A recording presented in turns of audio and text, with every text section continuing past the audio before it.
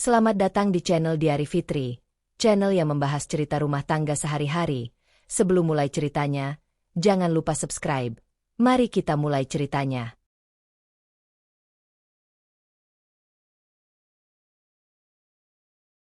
Suara sendok yang beradu dengan piring porselen terdengar pelan di ruang makan rumah besar itu.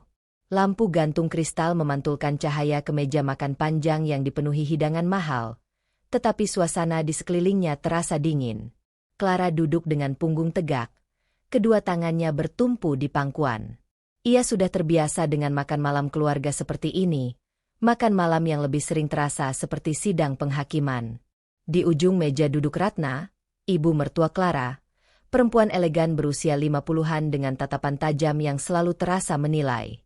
Ratna adalah pemilik sebagian besar saham perusahaan keluarga yang kini dikelola oleh anaknya, Dimas, suami Clara. Bagi Ratna, keluarga adalah simbol status. Dan bagi Ratna, Clara adalah kesalahan. Masakan ini terlalu asin, kata Ratna tiba-tiba, menaruh sendoknya dengan bunyi kecil. Siapa yang masak hari ini?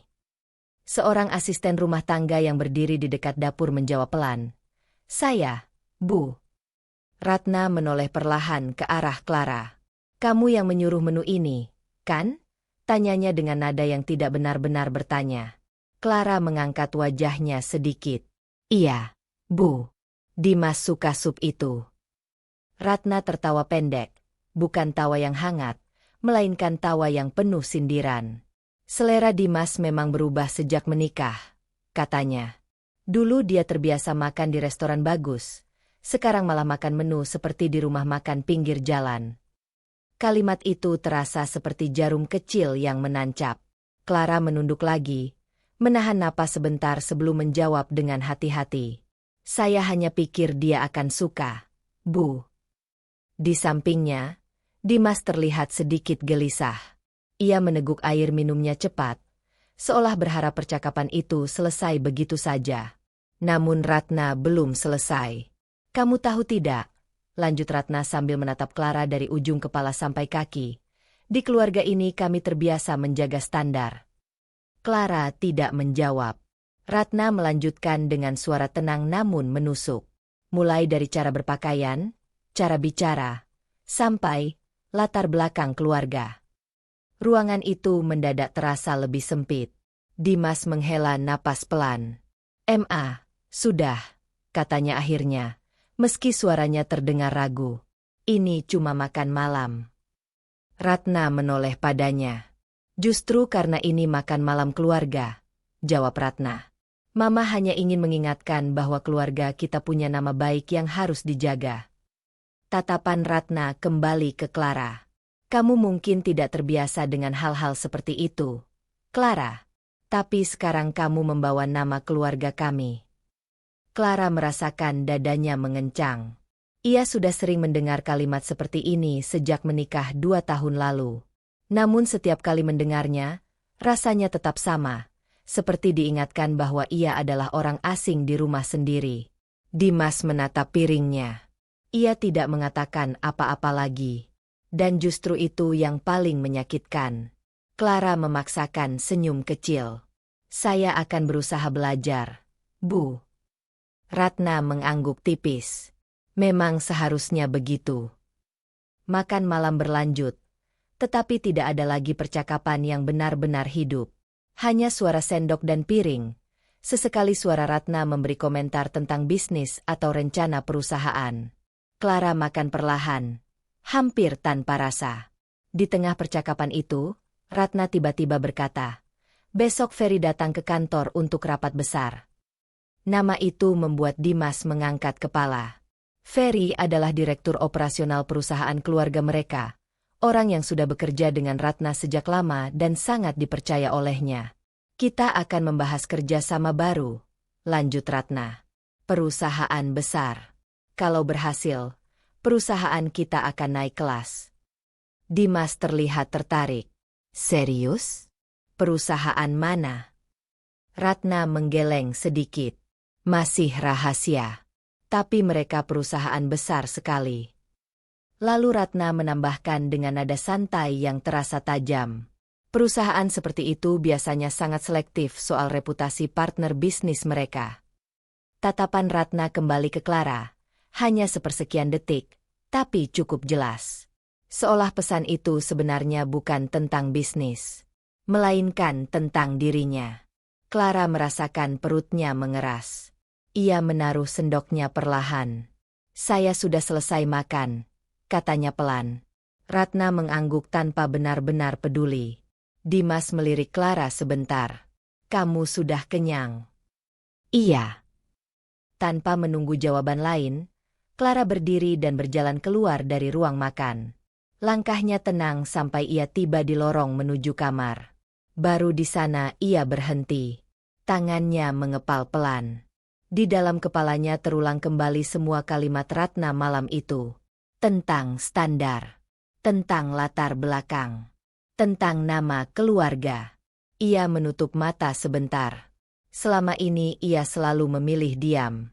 Menganggap semuanya akan membaik jika ia cukup sabar.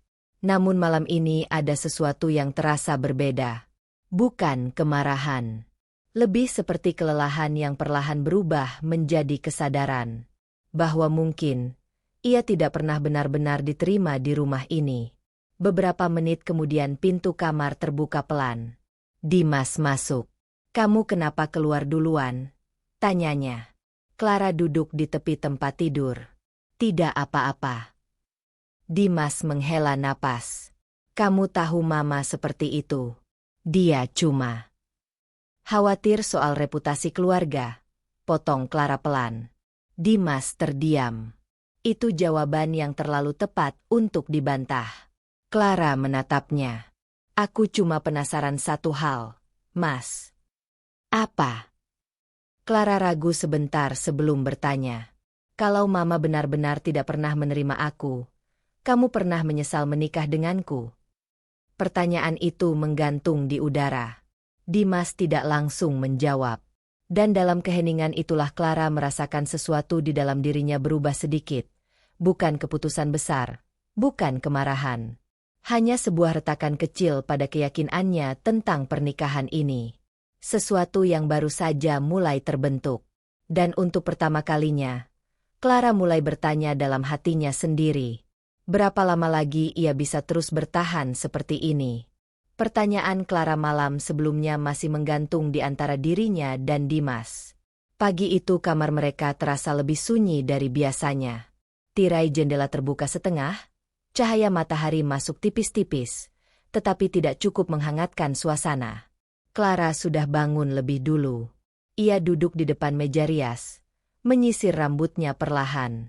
Dari cermin ia bisa melihat Dimas yang masih duduk di tepi tempat tidur, menatap ponselnya terlalu lama. Jawaban yang tidak pernah keluar semalam masih terasa lebih keras daripada kata-kata. Akhirnya Dimas berdiri. "Kamu mau ikut ke kantor Mama hari ini?" tanyanya, mencoba terdengar biasa. Clara menoleh sedikit. "Kenapa?" "Ada rapat besar. Mama minta aku datang lebih pagi."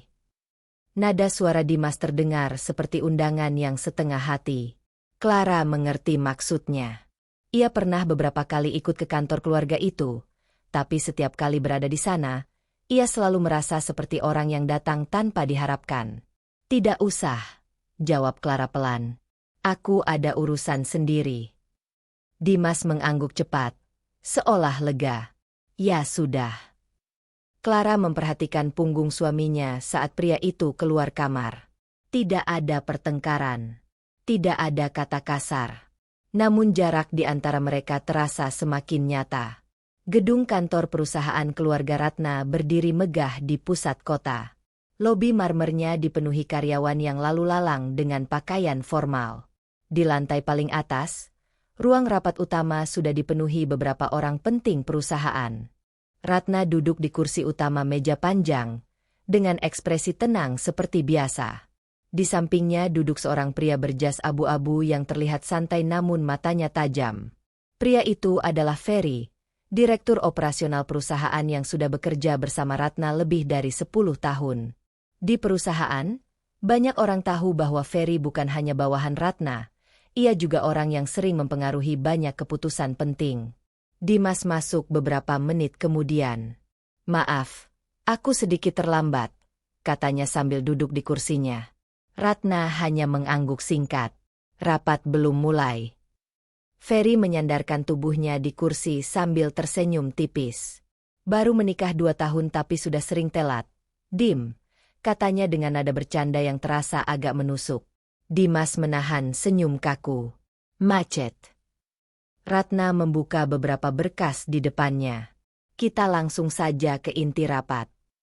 Beberapa karyawan mulai fokus pada layar presentasi. Namun di tengah pembahasan bisnis itu, Ferry tiba-tiba berkata santai. "Ngomong-ngomong, kemarin aku bertemu dengan keluarga Wijaya di acara gala dinner." Ratna meliriknya. "Keluarga yang punya perusahaan properti itu?" "Iya." Ferry tersenyum kecil. Mereka tanya kenapa Dimas belum menikah dengan putri mereka. Dimas langsung mengangkat kepala. "Ferry." Namun Ferry sudah melanjutkan. "Aku bilang Dimas sudah menikah." Mereka terlihat cukup kaget. Ratna menutup mapnya perlahan. "Kaget bagaimana?" Ferry mengangkat bahu ringan. "Mungkin mereka pikir keluarga sebesar kita biasanya memilih pasangan dari lingkaran yang sama."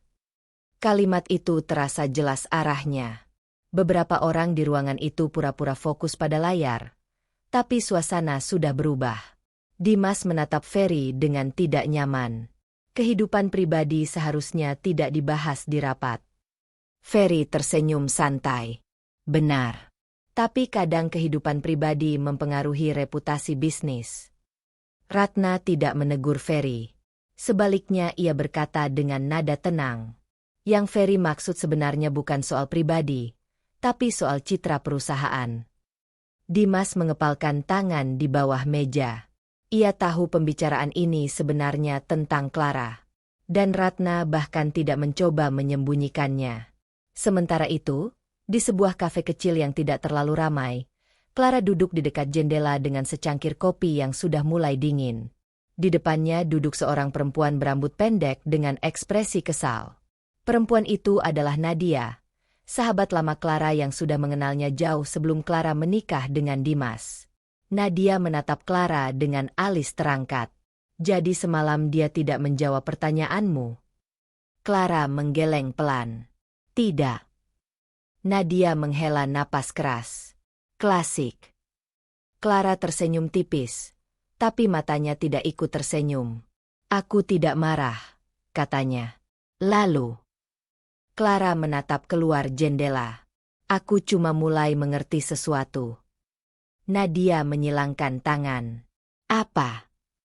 Clara terdiam beberapa detik sebelum menjawab. "Rumah tanggaku mungkin tidak pernah benar-benar berdiri di 2 kaki." Nadia memiringkan kepala. "Maksudmu?"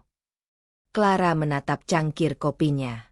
"Selama ini aku pikir kalau aku cukup sabar, Mama Ratna akan berubah pikiran." Ia tersenyum kecil. "Pahit. Tapi mungkin aku salah sejak awal." Nadia menatapnya tajam. "Clara, kamu tidak harus terus membuktikan diri kepada orang yang sudah memutuskan tidak mau menerima kamu."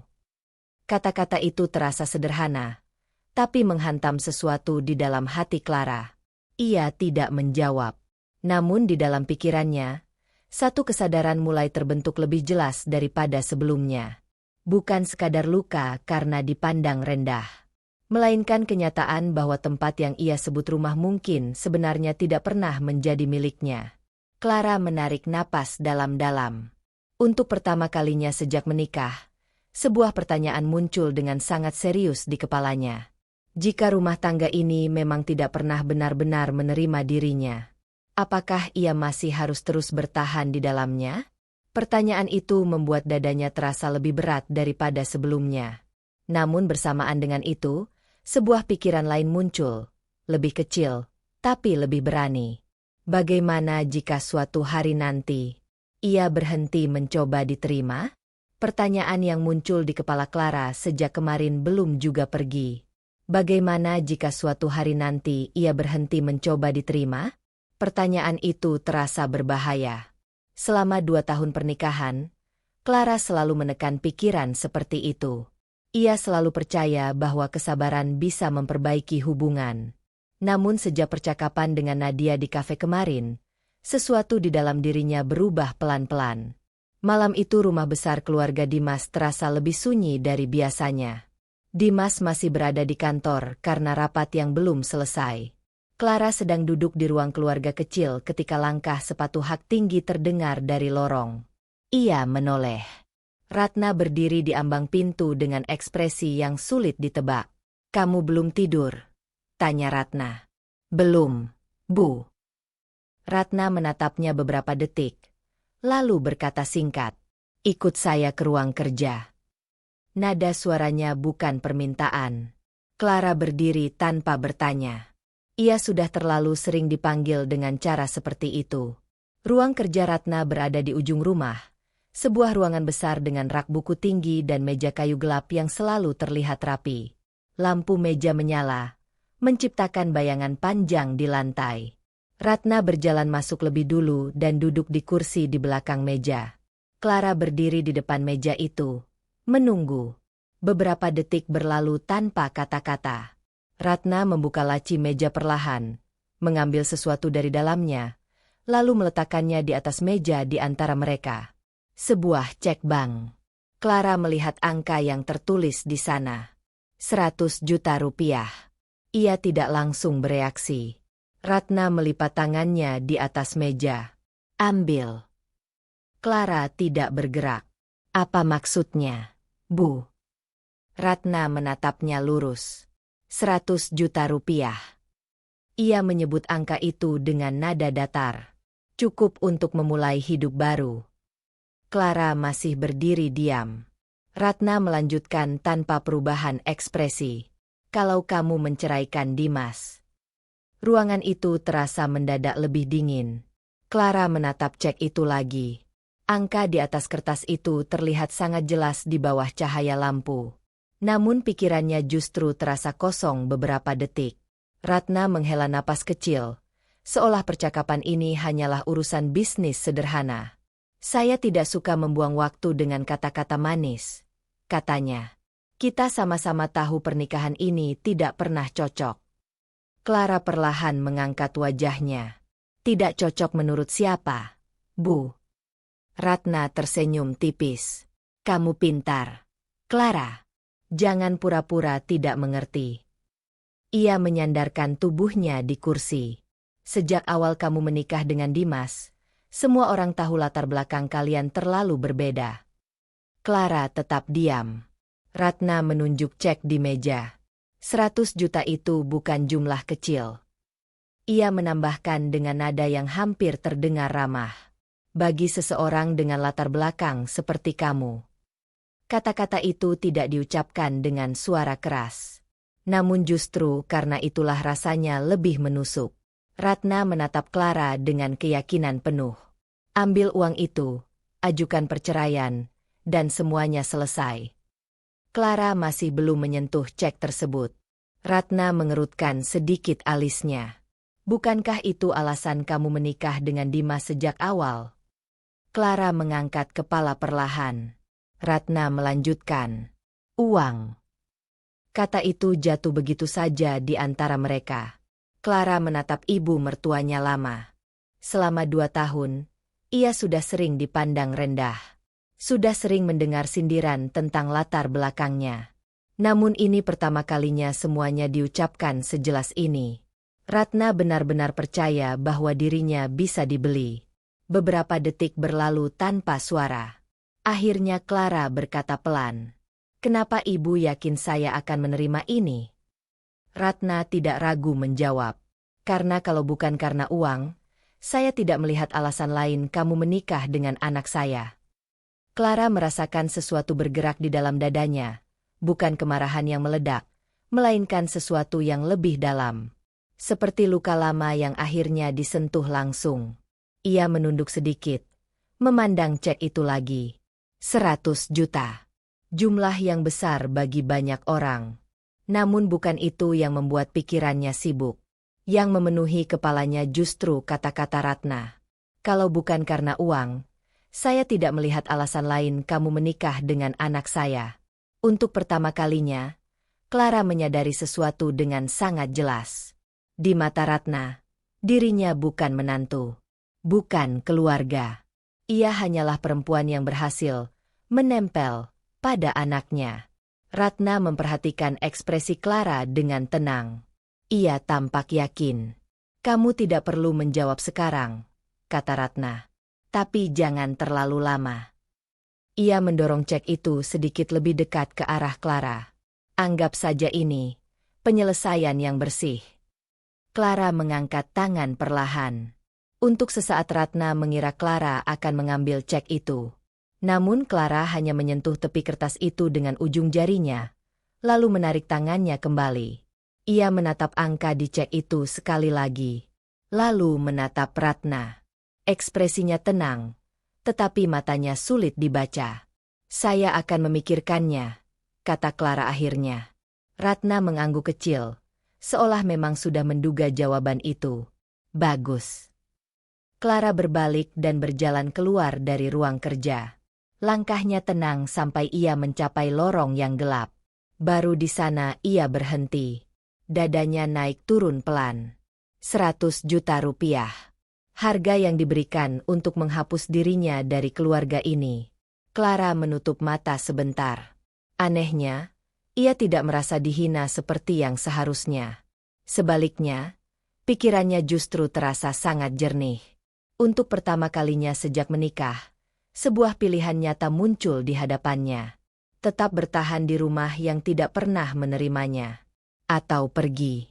Langkah kaki terdengar dari arah ruang kerja. Mungkin Ratna kembali ke ruang tamu. Clara membuka mata. Di dalam kepalanya, sebuah pertanyaan baru muncul, lebih berbahaya daripada yang sebelumnya.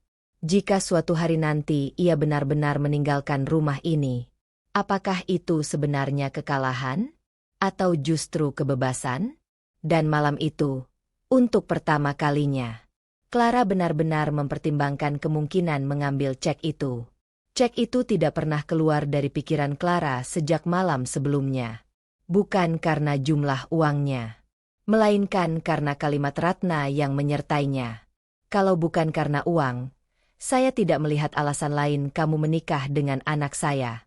Pagi itu Clara duduk di balkon kecil apartemen milik Nadia, sahabatnya. Ia datang sejak pagi tanpa banyak penjelasan. Udara masih sejuk, tetapi wajah Clara terlihat jauh lebih tenang daripada yang Nadia bayangkan. Justru itu yang membuat Nadia semakin kesal. Kamu serius? Suara Nadia akhirnya pecah setelah Clara selesai bercerita. Clara mengaduk kopi di tangannya perlahan. Aku cuma cerita. Cerita. Nadia menatapnya tidak percaya. Ibu mertua kamu menaruh cek 100 juta di depan kamu dan menyuruh kamu menceraikan suaminya. Dan kamu cuma bilang cerita. Nada Nadia penuh kemarahan. Clara tidak langsung menjawab. Ia memandang keluar balkon. Jalanan kota sudah mulai ramai oleh kendaraan pagi. Aku tidak terkejut, katanya akhirnya. Nadia menggeleng keras. Aku yang terkejut. Ia berdiri dari kursinya dan berjalan mondar-mandir. Dia benar-benar menganggap kamu perempuan yang bisa dibeli. Clara tersenyum tipis. Iya. Jawaban itu terlalu tenang. Nadia berhenti berjalan. Clara, kamu bahkan tidak terdengar marah. Clara menatap cangkir kopinya. Aku sudah terlalu sering dipandang seperti itu, Nat. Nadia menarik napas panjang, mencoba menahan emosinya. Ia sudah mengenal Clara hampir 10 tahun. Ia tahu sahabatnya bukan tipe orang yang mudah menunjukkan kemarahan. Clara selalu memilih diam. Namun diamnya Clara justru sering membuat orang lain merasa berhak melangkah lebih jauh. Aku tidak mengerti kenapa kamu masih bertahan di keluarga itu, kata Nadia akhirnya. Clara mengangkat wajahnya sedikit. Kamu tahu alasannya. Nadia menatapnya. Kamu mencintai Dimas. Clara tidak langsung menjawab. Beberapa detik berlalu sebelum ia berkata pelan. Aku dulu berpikir begitu. Nadia menyipitkan mata. Dulu. Clara menghela napas. Aku masih peduli padanya. Ia berhenti sebentar. Tapi peduli tidak selalu berarti harus bertahan di tempat yang terus melukai kita. Kata-kata itu keluar perlahan, seperti sesuatu yang baru saja ia akui pada dirinya sendiri. Nadia memperhatikannya dengan serius. Kamu sedang mempertimbangkan tawaran itu, ya? Clara tidak menjawab. Namun keheningan itu sudah cukup jelas.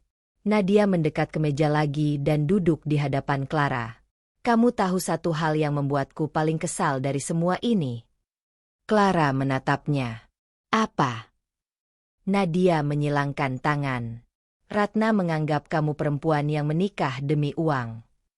Clara menunduk sedikit. Padahal Nadia tahu kebenarannya jauh lebih rumit dari itu. Namun rahasia itu adalah sesuatu yang selama ini Clara pilih untuk tidak pernah dibicarakan di keluarga suaminya. Nadia menatap Clara lebih dalam. Kamu bisa menghentikan semua ini kapan saja. Clara mengangkat alis sedikit. Maksudmu? Nadia bersandar di kursinya. Kamu bisa memberitahu mereka siapa kamu sebenarnya.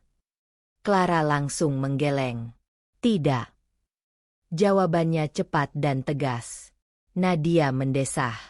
Kenapa kamu masih bersikeras menyembunyikan semuanya? Clara menatap jauh ke jalanan. Karena sejak awal aku ingin pernikahan ini sederhana. Ia melanjutkan dengan suara lebih pelan. Aku ingin seseorang mencintaiku tanpa melihat apa yang aku punya. Nadia tidak berkata apa-apa. Ia tahu cerita itu. Ia tahu alasan Clara memilih hidup jauh lebih sederhana dari kenyataannya. Namun kenyataan yang terjadi sekarang justru sebaliknya. Bukan dicintai tanpa melihat harta. Clara malah dihina karena dianggap tidak punya apa-apa. Dan sekarang? Tanya Nadia. Clara terdiam beberapa detik. Aku mulai berpikir. Mungkin aku terlalu lama mempertahankan sesuatu yang sebenarnya sudah retak sejak awal. Kalimat itu membuat Nadia menatapnya lebih tajam. Kamu serius akan menceraikan Dimas? Clara tidak menjawab langsung. Ia menatap telapak tangannya sendiri. Malam tadi Ratna yakin Clara akan mengambil uang itu karena serakah. Padahal yang sedang dipikirkan Clara sekarang justru sebaliknya. Bukan uangnya, melainkan kebebasan dari rumah yang tidak pernah benar-benar menerimanya. Aku belum memutuskan, katanya akhirnya. Nadia menghela napas pelan. Tapi kamu sedang mempertimbangkannya. Clara tidak menyangkal. Di dalam dadanya, sesuatu sedang berubah perlahan. Selama ini ia selalu berusaha menjadi menantu yang sabar, istri yang tidak membuat masalah. Namun kesabaran yang terus diinjak-injak akhirnya berubah bentuk. Bukan menjadi kemarahan, melainkan keinginan untuk berhenti bertahan. Di sisi lain kota, di kantor perusahaan keluarga, Ratna duduk di ruangannya dengan ekspresi puas. Di depannya berdiri Lina, sekretaris pribadinya yang sudah lama bekerja bersamanya. Apakah ibu yakin dia akan menerima tawaran itu? Tanya Lina hati-hati. Ratna tersenyum kecil. Perempuan seperti dia tidak akan menolak uang sebanyak itu. Ia menutup berkas di mejanya. Cepat atau lambat dia akan datang membawa jawaban. Lina mengangguk pelan, meskipun ada keraguan di wajahnya. Ratna menyandarkan tubuhnya di kursi. Baginya semuanya sudah jelas. Clara akan menerima uang itu. Dan ketika itu terjadi, masalah keluarga mereka akan selesai. Sementara itu, Clara masih duduk di balkon apartemen Nadia. Angin pagi berhembus lembut. Ia membuka ponselnya dan melihat nama Dimas di layar pesan terakhir mereka. Beberapa detik ia hanya menatap layar itu. Lalu perlahan, sebuah pikiran yang lebih berani muncul. Bagaimana jika kali ini ia berhenti mencoba memperbaiki sesuatu sendirian? Clara menutup ponselnya kembali tanpa membalas pesan apapun. Dan untuk pertama kalinya sejak menikah, ia mulai mempertimbangkan kemungkinan bahwa meninggalkan pernikahan ini mungkin bukan kegagalan, melainkan cara terakhir untuk menyelamatkan harga dirinya. Pagi itu, Clara kembali ke rumah besar keluarga Dimas dengan perasaan yang jauh berbeda dari biasanya. Rumah itu masih sama. Lantai marmer mengilap, dinding putih tinggi, dan taman yang selalu rapi. Namun entah mengapa, langkahnya terasa lebih ringan. Bukan karena semuanya membaik. Justru karena untuk pertama kalinya ia mulai menerima satu kemungkinan yang selama ini ia hindari. Bahwa mungkin suatu hari ia benar-benar akan pergi dari rumah ini. Clara baru saja menutup pintu kamar ketika ponselnya berbunyi. Nama Dimas muncul di layar. Ia menatapnya beberapa detik sebelum mengangkat telepon. "Kamu sudah pulang?" Suara Dimas terdengar dari seberang. "Iya. Aku lihat mobilmu tidak ada semalam." Clara duduk di tepi tempat tidur. "Aku menginap di tempat Nadia." Dimas terdiam sejenak. Biasanya Clara selalu memberitahu jika ia pergi. Hal kecil itu membuat Dimas merasa ada sesuatu yang berubah. "Kamu baik-baik saja?" tanyanya. "Iya." Jawaban itu terlalu singkat. Dimas menarik napas pelan. "Kalau ada masalah, kamu bisa cerita." Clara menatap lantai kamar. Masalahnya terlalu besar untuk diceritakan lewat telepon. "Tidak ada apa-apa," katanya akhirnya. Dimas tidak memaksanya. "Baiklah. Aku mungkin pulang agak malam hari ini." "Tidak apa-apa." Telepon berakhir tanpa percakapan lain. Clara memegang ponselnya beberapa detik sebelum meletakkannya di meja. Ada perasaan aneh di dadanya. Bukan kemarahan. Lebih seperti jarak yang perlahan terbentuk tanpa disadari. Di kantor perusahaan keluarga, Ratna sedang berdiri di depan jendela besar ruangannya. Di belakangnya, Ferry duduk santai di kursi tamu sambil membolak-balik beberapa dokumen. "Bagaimana perkembangan kerjasama itu?" tanya Ratna tanpa menoleh. Ferry mengangkat bahu sedikit. "Masih tahap negosiasi." Ia menutup berkas di tangannya. "Tapi ada satu hal yang mungkin perlu kita pikirkan." Ratna menoleh. "Apa?" Ferry menatapnya dengan senyum tipis. "Reputasi." Ratna mengerutkan alis sedikit. "Maksudmu?" Ferry menyilangkan kaki. "Perusahaan yang ingin bekerja sama dengan kita itu sangat besar. Mereka terkenal sangat selektif memilih partner." Ia berhenti sejenak sebelum melanjutkan. "Dan biasanya perusahaan besar seperti itu juga melihat citra keluarga pemilik perusahaan." Ratna sudah tahu arah pembicaraan ini. "Kamu ingin membahas Clara lagi?" Ferry tersenyum kecil. "Saya hanya realistis." Ratna berjalan kembali ke kursinya.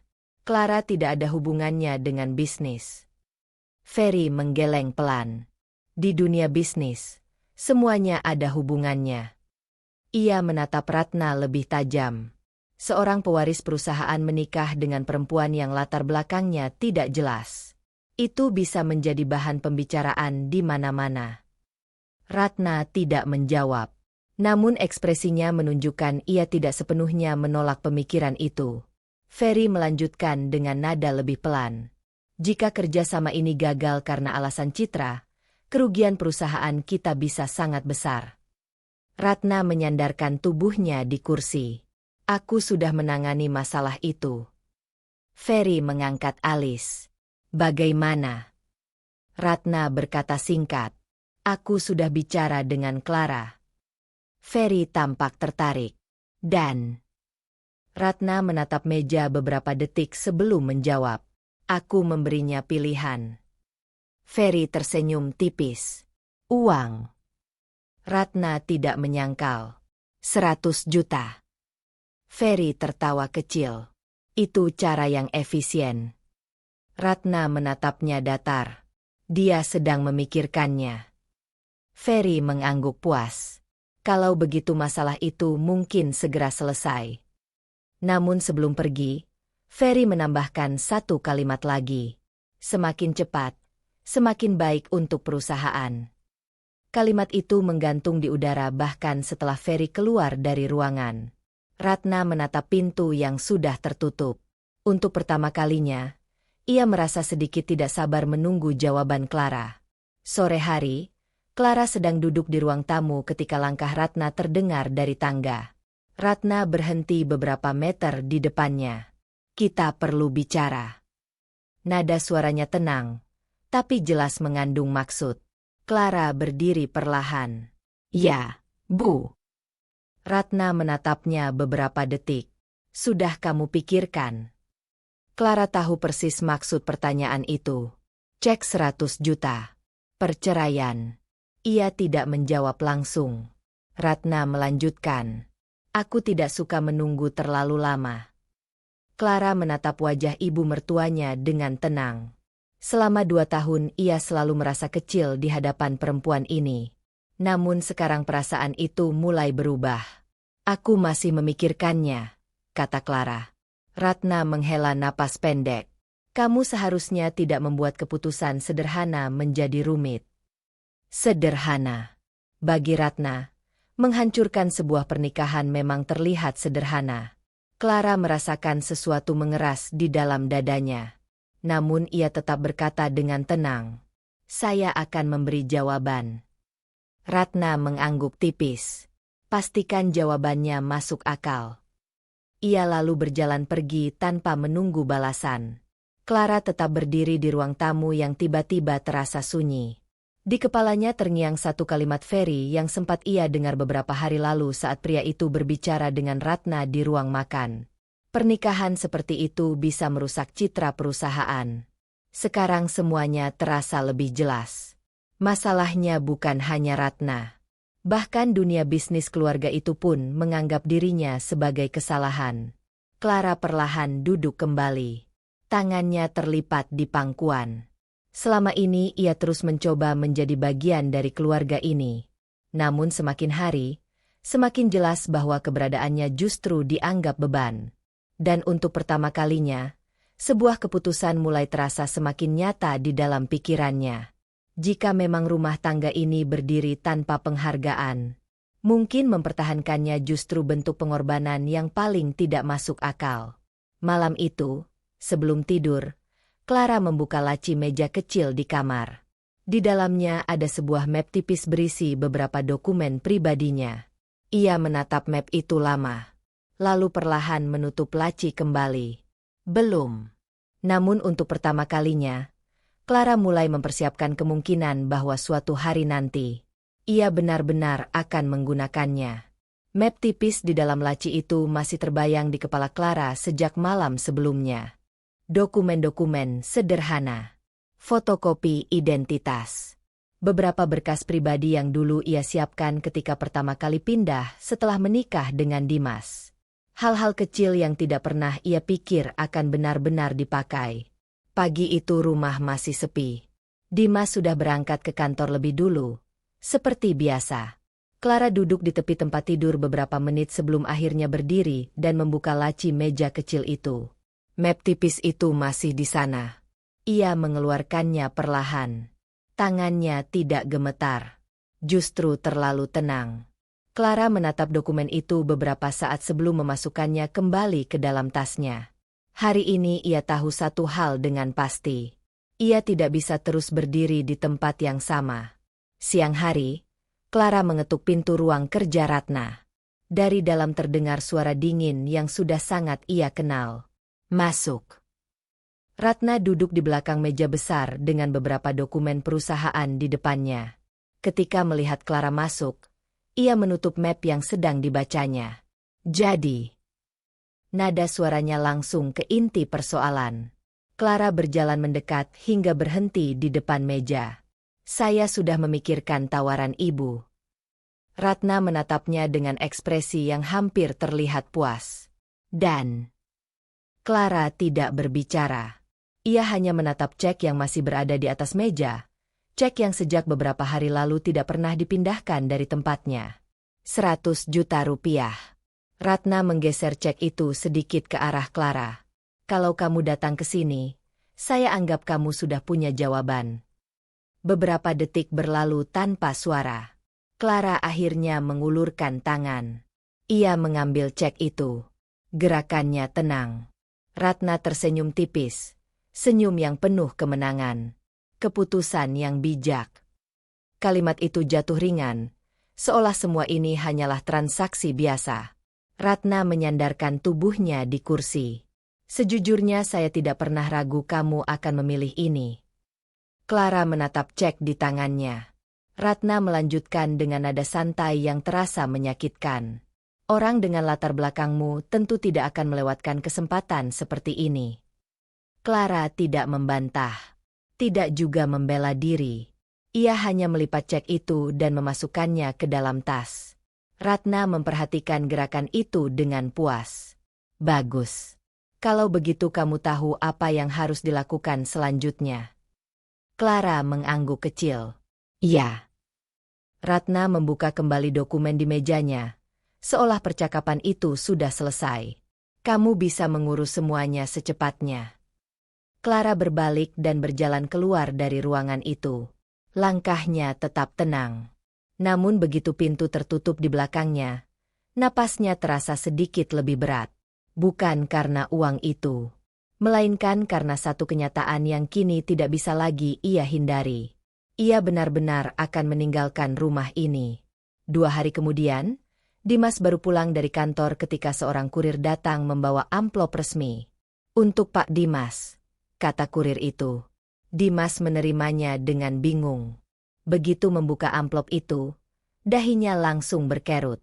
Di dalamnya ada dokumen dari pengadilan. Permohonan gugatan cerai. Dan nama penggugat yang tertulis di sana membuat jantungnya seperti berhenti sejenak. Clara. Dimas membaca ulang halaman pertama seolah berharap ia salah melihat. Namun tulisan itu tetap sama.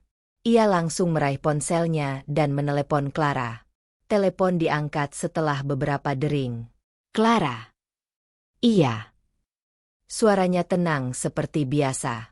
Apa ini? Tanya Dimas. Suaranya terdengar tegang. Kenapa aku menerima dokumen perceraian? Beberapa detik hening di ujung telepon. Aku yang mengajukannya, jawab Clara. Dimas berdiri dari kursinya. Kamu serius? Iya. Nada suara Clara tidak berubah. Dimas mengusap wajahnya dengan tangan. Kita bahkan tidak pernah membicarakan ini. Clara terdiam sejenak. Sekarang kita sedang membicarakannya. Jawaban itu membuat dada Dimas semakin sesak. Clara, ini bukan hal kecil. Aku tahu. Lalu kenapa? Pertanyaan itu keluar hampir seperti tuntutan. Namun Clara tidak menjawabnya. Keheningan yang muncul justru terasa lebih menyakitkan. Clara, aku tanya kenapa? Ulang Dimas dengan suara lebih keras. Di seberang telepon, Clara menutup matanya sebentar. Ada banyak jawaban yang bisa ia berikan. Tentang penghinaan Ratna. Tentang cek 100 juta. Tentang rumah yang tidak pernah benar-benar menerimanya. Namun akhirnya ia hanya berkata pelan. Aku sudah membuat keputusan. Kalimat itu terdengar final. Dimas menggenggam ponselnya lebih kuat. Kamu di mana sekarang? Aku sudah keluar dari rumah. Kata-kata itu terasa seperti pukulan. Kamu pergi. Iya. Dimas berjalan mondar-mandir di ruang tamu. Kita bisa bicara baik-baik dulu. Namun Clara menjawab dengan tenang.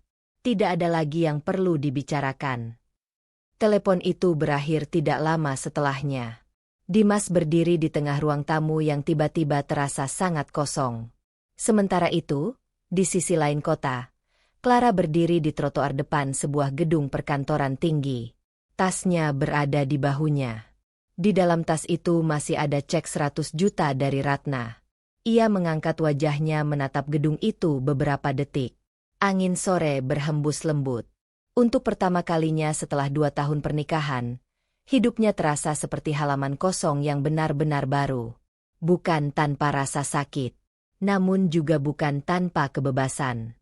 Clara menarik napas panjang. Di dalam tasnya, ponsel bergetar. Nama Dimas muncul lagi di layar. Ia menatapnya beberapa detik, lalu perlahan mematikan layar tanpa menjawab. Dan dengan langkah tenang, Clara berjalan masuk ke dalam gedung itu, tanpa menjelaskan apapun kepada siapapun tentang alasan sebenarnya ia memilih pergi. Langkah Clara berhenti beberapa detik di depan pintu kaca gedung itu sebelum akhirnya ia benar-benar masuk. Gedung perkantoran tersebut jauh lebih sunyi dibanding kantor keluarga Ratna yang selalu sibuk dengan aktivitas karyawan. Di lobi hanya ada beberapa orang yang berjalan dengan tenang, sementara petugas resepsionis langsung berdiri ketika melihat Clara mendekat. "Selamat siang, Bu," sapa resepsionis itu dengan sikap hormat yang sangat berbeda dari perlakuan yang biasa Clara terima di rumah mertuanya dulu. Clara hanya mengangguk kecil. "Saya ada janji dengan Pak Surya." Resepsionis itu langsung menghubungi seseorang melalui telepon internal, lalu tersenyum kembali. Beliau sudah menunggu di lantai atas. Lift bergerak perlahan membawa Clara naik menuju lantai paling atas gedung tersebut. Tangannya memegang tasnya dengan tenang, meskipun di dalam pikirannya masih ada banyak emosi yang belum sepenuhnya selesai. Ia baru saja meninggalkan sebuah pernikahan. Namun anehnya, yang ia rasakan sekarang bukan kehancuran. Lebih seperti seseorang yang baru saja keluar dari ruangan yang terlalu sempit. Ketika pintu lift terbuka, seorang pria parubaya sudah berdiri menunggu di depan ruang kantor utama. Pria itu adalah Pak Surya, seorang direktur senior yang sudah mengenal Clara sejak bertahun-tahun lalu. Rambutnya mulai memutih, namun sorot matanya tetap tajam dan penuh kewaspadaan. Begitu melihat Clara, ia langsung tersenyum hangat. "Sudah lama sekali," katanya sambil sedikit menundukkan kepala. Clara membalas dengan senyum kecil. "Terima kasih sudah menunggu, Pak." Pak Surya membuka pintu ruangannya. "Silakan masuk." Ruangan itu luas dengan jendela kaca besar yang menghadap ke pusat kota. Beberapa berkas perusahaan tertata rapi di meja kerja yang besar, dan logo perusahaan terpampang di dinding belakang kursi direktur. Pak Surya menutup pintu setelah mereka masuk. "Saya mendengar kabar tentang perceraian itu," katanya hati-hati. Clara duduk di kursi tamu. Berita cepat sekali menyebar. Pak Surya mengangguk. Dunia bisnis selalu begitu. Ia duduk di kursinya, lalu menatap Clara dengan ekspresi serius. Apakah keputusan itu sudah benar-benar final? Clara terdiam beberapa detik sebelum menjawab. "Sudah." Pak Surya memperhatikan wajahnya lebih lama, seolah mencoba memastikan sesuatu. "Saya selalu menghormati keputusan Anda," katanya akhirnya. "Tapi saya harus bertanya satu hal." Clara menatapnya. "Apakah mereka pernah tahu?" Clara menggeleng. "Tidak." Pak Surya menghela napas pelan. Selama 2 tahun terakhir, ia adalah satu dari sedikit orang yang mengetahui rahasia yang disembunyikan Clara dari keluarga suaminya. Bagi dunia luar, Clara hanyalah perempuan sederhana yang menikah dengan pewaris perusahaan keluarga kaya. Namun kenyataannya jauh lebih rumit. Perusahaan besar yang gedungnya sedang mereka tempati sekarang, perusahaan yang berkembang pesat dalam beberapa tahun terakhir, secara hukum berada di bawah nama Clara. Pak Surya hanya mengelolanya atas kepercayaan yang diberikan kepadanya. "Selama ini Anda sengaja tidak pernah muncul sebagai pemilik," kata Pak Surya. "Iya. Karena pernikahan itu." Clara menatap jendela kaca besar di samping ruangan. "Saya ingin hidup normal." Pak Surya tersenyum tipis. Normal ternyata tidak selalu sederhana. Clara tidak membantah. Beberapa detik keheningan berlalu sebelum Pak Surya mengambil sebuah map dari mejanya. "Ada satu hal lagi yang perlu Anda ketahui." Ia menyerahkan map itu kepada Clara. Clara membukanya. Di dalamnya ada beberapa dokumen proposal kerjasama dari perusahaan lain. Clara membaca nama perusahaan itu, lalu berhenti. "Perusahaan milik Ratna." Pak Surya memperhatikan reaksinya. "Mereka sedang mencoba mengajukan kerjasama besar dengan perusahaan kita." Clara menutup map itu perlahan. Di dalam dadanya muncul perasaan yang sulit dijelaskan. Bukan kemarahan, namun juga bukan sekadar kebetulan. "Apakah mereka tahu perusahaan ini milik saya?" tanya Clara. Pak Surya langsung menggeleng. "Tidak." Ia menyandarkan tubuhnya di kursi. "Bagi mereka, Perusahaan ini hanya perusahaan besar yang sedang mereka incar untuk kerja sama strategis. Clara menatap map itu lagi. Beberapa hari lalu Ratna dengan yakin menaruh cek di depan dirinya, menganggap dirinya perempuan yang bisa dibeli dengan uang. Sekarang perusahaan yang sama justru berharap mendapatkan kerjasama dari perusahaan yang diam-diam berada di bawah namanya. Ironi itu terasa terlalu tajam untuk diabaikan. "Apakah Anda ingin menolak proposal ini?" tanya Pak Surya. Clara tidak menjawab langsung. Ia bangkit dari kursinya dan berjalan mendekati jendela besar yang menghadap kota. Di bawah sana, ribuan orang menjalani hidup mereka tanpa tahu bahwa keputusan-keputusan kecil di ruangan ini bisa mengubah arah banyak hal, termasuk masa depan perusahaan Ratna. Clara menatap pemandangan itu lama. "Apa kondisi perusahaan mereka?" tanyanya akhirnya. Pak Surya menjawab jujur. "Mereka cukup bergantung pada kerjasama ini." Clara mengangguk kecil. Beberapa detik ia hanya berdiri diam. Lalu akhirnya berkata pelan, "Untuk sekarang, jangan lakukan apapun." Pak Surya menatapnya. "Maksud Anda?" "Kita biarkan prosesnya berjalan." Pak Surya mengerti maksudnya. Clara belum membuat keputusan. Namun jelas ia juga tidak akan langsung menolong mereka. Clara kembali duduk di kursinya. Untuk pertama kalinya sejak meninggalkan rumah itu, ia menyadari sesuatu yang penting. Ia tidak lagi berada di posisi orang yang selalu ditekan. Sekarang justru keputusan ada di tangannya. Namun anehnya, kesadaran itu tidak membuatnya merasa puas. Justru muncul tekanan baru di dalam hatinya. Karena ia tahu satu hal dengan pasti. Cepat atau lambat, keluarga Dimas akan mengetahui kebenaran tentang dirinya. Dan ketika hari itu datang, tidak ada lagi yang akan sama seperti sebelumnya. Map proposal kerjasama itu masih berada di meja Clara sejak pertemuannya dengan Pak Surya kemarin. Pagi itu sinar matahari masuk melalui jendela kaca besar ruang kerja yang baru saja disiapkan untuknya di lantai atas gedung perusahaan. Ruangan itu sebenarnya sudah lama ada, namun selama ini Clara jarang datang langsung ke kantor. Banyak keputusan ia ambil melalui laporan yang dikirim Pak Surya. Namun sekarang keadaan terasa berbeda. Clara duduk di kursi besar di belakang meja, menatap dokumen yang terbuka di hadapannya. Nama perusahaan yang tertera di sana begitu familiar. Perusahaan milik Ratna. Perusahaan yang selama 2 tahun terakhir selalu menjadi alasan kenapa Dimas pulang larut malam, kenapa Ratna sering berbicara tentang reputasi keluarga, dan kenapa keberadaan Clara selalu dianggap ancaman bagi citra mereka. Clara menghela napas pelan. Ironinya terlalu jelas untuk diabaikan. Beberapa hari lalu Ratna menaruh cek 100 juta rupiah di depannya, yakin bahwa Clara hanya mengejar uang. Sekarang perusahaan yang sama justru datang dengan harapan mendapatkan kerjasama dari perusahaan yang diam-diam berada di bawah namanya. Clara menutup map itu perlahan. Pintu ruangannya diketuk pelan. "Masuk," katanya. Pak Surya masuk sambil membawa beberapa dokumen tambahan. Ia tampak seperti biasa, tenang dan profesional, tetapi matanya memperhatikan Clara dengan hati-hati. "Saya membawa laporan terbaru mengenai proposal itu," katanya. Ia meletakkan dokumen di meja. Clara membuka halaman pertama. Sepertinya mereka cukup serius. Pak Surya mengangguk. Sangat serius. Ia duduk di kursi di depan meja. Tim mereka sudah 2 kali mengirim revisi proposal dalam 1 minggu. Clara mengangkat alis sedikit. "Itu cepat." Pak Surya tersenyum tipis. Itu biasanya tanda mereka benar-benar membutuhkan kerja sama ini. Clara menatap laporan itu lebih lama. Apakah kondisi perusahaan mereka sedang buruk? Pak Surya tidak langsung menjawab. Ia memilih kata-katanya dengan hati-hati.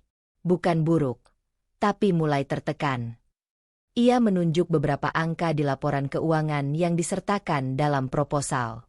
Beberapa proyek besar mereka tertunda. Jika kerjasama ini berhasil, posisi mereka akan jauh lebih stabil. Clara menutup dokumen itu lagi. Ia tidak merasa puas mendengar informasi tersebut, namun juga tidak merasa iba. Perasaan di dalam dirinya jauh lebih rumit dari sekadar balas dendam atau simpati. Untuk saat ini kita tetap menunggu, kata Clara akhirnya. Pak Surya menatapnya. Anda tidak ingin memberi jawaban apapun dulu? Belum. Pak Surya mengangguk.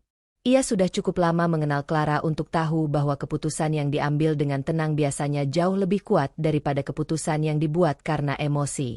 Sementara itu, di kantor perusahaan keluarga Ratna, suasana rapat terasa lebih tegang dari biasanya. Di ruang rapat utama, Ratna duduk di kursi utama dengan ekspresi serius. Di sebelahnya duduk Ferry, direktur operasional yang selama ini sering mempengaruhi banyak keputusan perusahaan. Di layar presentasi terpampang laporan proyek terbaru. Ferry menunjuk grafik yang menurun perlahan. Jika proyek kerjasama ini gagal, kita akan kehilangan peluang yang sangat besar. Ratna menatap angka-angka itu tanpa berkata apa-apa. Beberapa manajer di ruangan itu saling melirik. Ferry melanjutkan dengan suara lebih tegas. Perusahaan itu adalah salah satu perusahaan paling stabil di sektor ini. Jika kita berhasil bekerja sama dengan mereka, reputasi kita juga akan naik. Ratna akhirnya berbicara. Negosiasi masih berjalan. Ferry mengangguk, tapi ekspresinya menunjukkan ia tidak sepenuhnya puas. Kita tidak boleh terlalu lama menunggu. Ia menatap Ratna. Beberapa proyek kita sudah bergantung pada hasil kerja sama ini. Ratna menyilangkan tangan di atas meja. Perusahaan kita sudah berdiri lama tanpa mereka. Ferry tersenyum tipis. Dunia bisnis berubah, Bu. Kalimat itu terdengar halus, tapi jelas mengandung tekanan. Ratna tidak menjawab. Namun di dalam pikirannya ia tahu Ferry tidak sepenuhnya salah. Kerja sama itu memang penting. Di sisi lain kota, Clara berdiri di depan jendela ruangannya sambil menatap lalu lintas yang padat di bawah. Ia masih memikirkan proposal itu. Bukan hanya karena nilai bisnisnya, melainkan karena orang-orang yang berada di baliknya. Ratna, Dimas, Ferry. Orang-orang yang selama ini melihat dirinya sebagai perempuan yang tidak punya tempat di dunia mereka. Sekarang nasib bisnis mereka perlahan justru bergantung pada keputusan yang berada di tangannya. Namun Clara tidak merasa seperti pemenang. Ia justru merasa berada di persimpangan yang aneh. Jika ia menolak kerjasama itu, perusahaan Ratna bisa mengalami masalah besar. Jika ia menerimanya, seolah-olah tidak ada yang pernah terjadi. Keduanya terasa tidak sepenuhnya benar. Ponselnya tiba-tiba bergetar di meja. Nama Dimas muncul di layar. Sudah beberapa kali pria itu mencoba menghubunginya sejak perceraian mereka resmi diproses. Clara menatap layar itu beberapa detik. Lalu ia mengambil ponselnya, tetapi tidak menjawab panggilan tersebut. Ia mematikan layar dan meletakkan ponsel itu kembali di meja. Beberapa detik kemudian ia kembali membuka map proposal kerja sama itu. Matanya berhenti pada satu kalimat di halaman terakhir. Keputusan akhir berada pada pihak perusahaan mitra. Yang berarti, pada dirinya. Clara menutup map itu lagi. Untuk saat ini ia belum membuat keputusan. Namun satu hal mulai terasa semakin jelas. Cepat atau lambat, keputusan yang ia ambil terhadap proposal ini tidak hanya akan menentukan arah perusahaan. Keputusan itu juga akan menentukan bagaimana ia menghadapi masa lalunya sendiri. Dan Clara tahu, ketika saat itu tiba, ia tidak bisa lagi berpura-pura bahwa semuanya hanya soal bisnis. Proposal kerjasama itu semakin sering disebut dalam setiap rapat perusahaan keluarga Ratna. Pagi itu ruang rapat utama terasa lebih penuh dari biasanya. Beberapa manajer senior duduk dengan ekspresi tegang di depan layar presentasi yang menampilkan grafik keuangan perusahaan. Di ujung meja, Ratna duduk dengan postur tegak seperti biasa. Wajahnya tetap tenang, tetapi matanya menunjukkan konsentrasi yang tajam. Di sampingnya duduk Ferry, direktur operasional yang selama ini menjadi orang kepercayaan Ratna dalam banyak keputusan bisnis. Jika kerjasama ini berhasil, kata Ferry sambil menunjuk grafik di layar, arus kas perusahaan kita akan jauh lebih stabil dalam 2 tahun ke depan. Beberapa orang di ruangan itu mengangguk setuju. Ferry melanjutkan dengan nada percaya diri. Perusahaan itu bukan sembarang perusahaan. Mereka punya reputasi yang sangat kuat di industri ini. Ratna menatap layar dengan ekspresi serius. Apakah mereka sudah memberi sinyal positif? Ferry menutup laptopnya pelan. Mereka belum menolak. Jawaban itu membuat beberapa orang di ruangan itu terlihat sedikit lega. Ferry bersandar di kursinya. Dalam dunia negosiasi, itu sudah cukup baik. Ratna mengangguk kecil. Baginya, selama pintu belum tertutup, peluang masih ada. Namun tidak semua orang di ruangan itu terlihat setenang Ferry. Di kursi yang sedikit menjauh dari meja utama, Dimas duduk dengan wajah yang lebih muram dari biasanya. Sejak perceraian dengan Clara, ia terlihat jauh lebih diam dalam rapat-rapat perusahaan. Ferry memperhatikan ekspresi itu sekilas. "Dimas," katanya tiba-tiba, "kamu terlihat tidak terlalu fokus hari ini." Semua mata di ruangan itu langsung menoleh ke arah Dimas. Dimas menegakkan tubuhnya sedikit. "Aku mendengarkan." Ferry tersenyum tipis. "Kalau kerjasama ini berhasil, perusahaan kita bisa berkembang jauh lebih cepat." Ia berhenti sejenak sebelum menambahkan, "Semua masalah yang kita hadapi beberapa bulan terakhir juga akan jauh lebih mudah diatasi." Ratna mengangguk. Namun bagi Dimas, kalimat itu terdengar seperti sesuatu yang berbeda. "Semua masalah yang kita hadapi." Ia tahu maksud Ferry. Beberapa bulan terakhir memang penuh tekanan bagi perusahaan mereka. Namun anehnya, yang terus muncul di kepala Dimas justru bukan laporan keuangan, melainkan wajah Clara. Cara perempuan itu berjalan pergi tanpa penjelasan.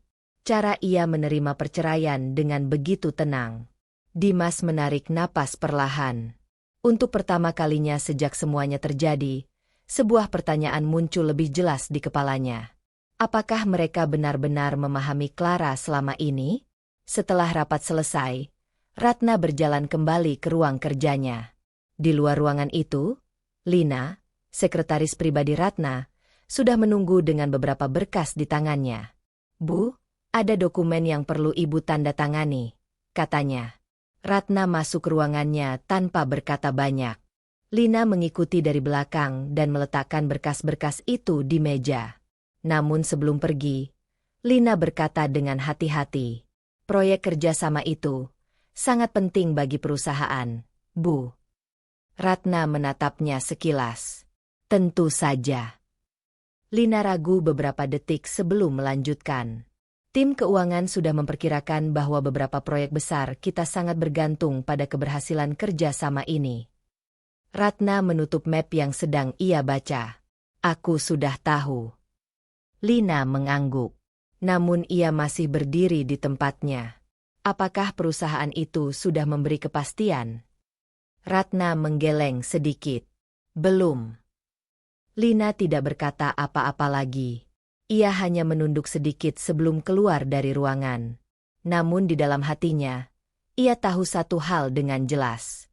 Jika kerjasama itu gagal, dampaknya bagi perusahaan akan sangat besar. Sore hari, Dimas berdiri di balkon kantor dengan secangkir kopi yang sudah dingin. Ia jarang berada di tempat itu sendirian seperti sekarang. Biasanya ia selalu sibuk dengan rapat atau laporan. Namun hari ini pikirannya terlalu penuh untuk bekerja seperti biasa. Langkah kaki terdengar dari belakangnya. Ratna berdiri di pintu balkon. "Kamu di sini?" Dimas menoleh. "Iya." Ratna berjalan mendekat. "Kamu terlihat tidak fokus selama rapat." Dimas tidak menyangkal. "Aku hanya berpikir." Ratna menatapnya. "Memikirkan apa?"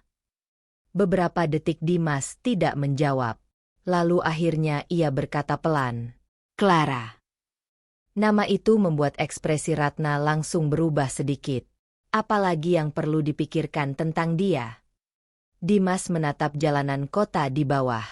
"Aku mulai merasa, mungkin kita terlalu cepat menghakiminya." Ratna mengerutkan alis. Dia yang mengajukan perceraian. Iya. Dimas menghela napas. Tapi dia tidak pernah meminta apapun dari keluarga kita selama 2 tahun. Ratna tersenyum dingin. Dan sekarang dia pergi setelah menerima uang dariku. Dimas terdiam. Ia tidak tahu tentang cek itu sebelumnya. Ratna melanjutkan dengan nada tegas. Clara hanyalah masa lalu. Ia menatap Dimas dengan serius. Yang harus kamu pikirkan sekarang adalah masa depan perusahaan. Dimas tidak menjawab. Namun kata-kata Ratna tidak sepenuhnya menghapus keraguannya. Sementara itu, di sisi lain kota, Clara sedang duduk di ruang kerjanya dengan proposal kerjasama itu terbuka di meja. Ia membaca ulang beberapa halaman. Angka-angka, rencana proyek, strategi bisnis. Semua terlihat profesional. Namun Clara tahu siapa orang-orang di balik proposal itu. Ratna, Dimas, Ferry. Orang-orang yang dulu yakin dirinya tidak layak berada di dunia mereka. Sekarang mereka justru menunggu keputusan dari perusahaan yang berada di bawah namanya. Clara menutup map itu perlahan. Di dalam ruangan yang sunyi itu, ia merasakan tekanan baru muncul di dalam dirinya. Bukan sekadar soal bisnis. Keputusan yang akan ia ambil terhadap proposal ini bisa mengubah banyak hal. Bagi perusahaan, bagi keluarganya dulu, dan juga bagi dirinya sendiri. Beberapa detik kemudian, Clara mengambil ponselnya dan membuka daftar kontak. Namanya berhenti pada satu kontak. Pak Surya. Jarinya berhenti di layar. Sebuah keputusan mulai terbentuk di kepalanya. Namun keputusan itu juga terasa berbahaya. Karena begitu ia mengucapkannya, tidak akan ada lagi jalan untuk kembali. Jari Clara masih berhenti di atas layar ponselnya. Nama Pak Surya, direktur utama perusahaan tempat Clara kini bekerja, terlihat jelas di daftar kontak. Pria itu bukan hanya atasannya, tetapi juga orang yang pertama kali memberi Clara kesempatan ketika ia memutuskan meninggalkan kehidupan lamanya. Beberapa detik kemudian Clara akhirnya menekan tombol panggil. Suara Pak Surya terdengar tenang di ujung telepon. Ya, Clara. Apa Bapak ada waktu besok pagi? Tanya Clara. Ada sesuatu yang ingin saya bicarakan soal proposal kerjasama itu.